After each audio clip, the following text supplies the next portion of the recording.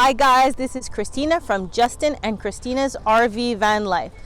Today and for the next couple of weeks, we're going to be showing you exercises that you can do outside with very little equipment with either an elastic or a park bench. So we'll be writing down whether it's beginner, intermediate, or advanced, and it's up to you to try and get fit a little bit outside while the weather is still nice.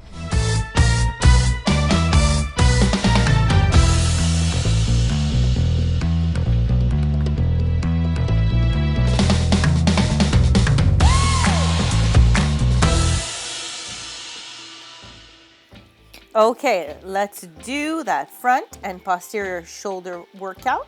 We're going to take the vinyl elastic and loop it in through one of the handles at the bottom of the picnic table so that we can have that resistance that we need to do the posterior fly. So we're using our shoulder blade to contract as we pull back. Of course, as you can see in most of our exercise recommendations, our knees should be bent, our glutes, our butt should be contracted, and our abdominals should be engaged throughout the entire exercise. When we do the other side, we want to think about keeping the resistance equal on either elastic. So in order to do that, as you saw, I stepped towards the middle of where my elastic was actually placed. This way, I can almost guarantee that I'm going to have the same amount of resistance on both sides of this movement for my back shoulders. Now let's go on to exercise 2 for our front shoulders. As you can see, my arm is slightly bent, but mostly straight as I lift up and do the equivalent of a front raise with full range of motion all the way to just align with my ear.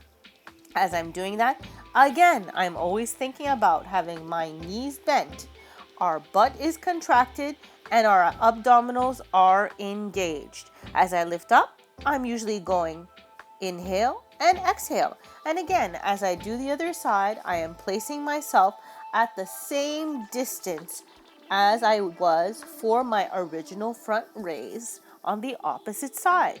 Again, my arm is slightly bent, and as I'm doing this, I'm inhaling up and exhaling down with control. Once we've done this movement, we'll have done our front part of our deltoid, front part of the shoulder, and the back. And we're going to move on to doing the inside of our shoulders, our rotator cuffs. This time, we want to do the inside of our shoulder, our internal and external rotator cuffs. We're going to loop the elastic and again do one arm at a time. Here, as you can see, I am thinking about keeping my arm at a 90-degree angle, and my elbow should stay stuck to my body at all times. As you can see, it is my shoulder doing the movement. My upper body is not rotating.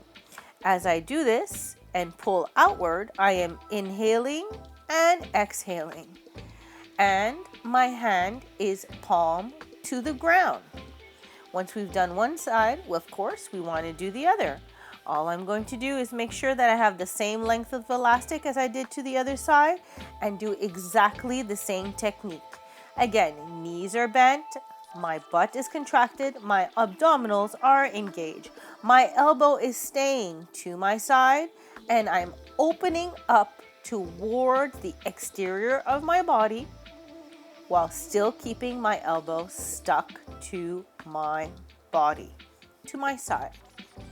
I'm inhaling and exhaling.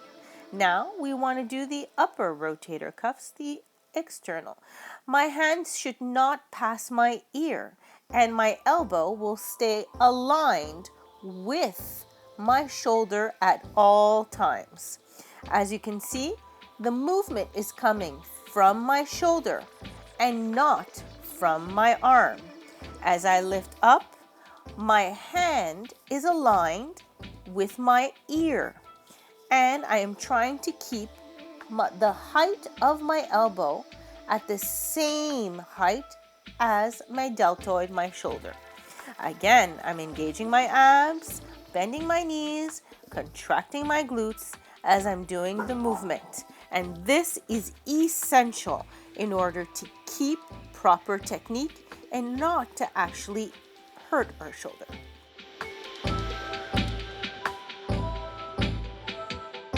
Guys, I hope you like these small videos that we're making of outside park exercises, blasts. If you like this video, please give us a thumbs up and leave a comment below. Tell us what other movements you'd like to see.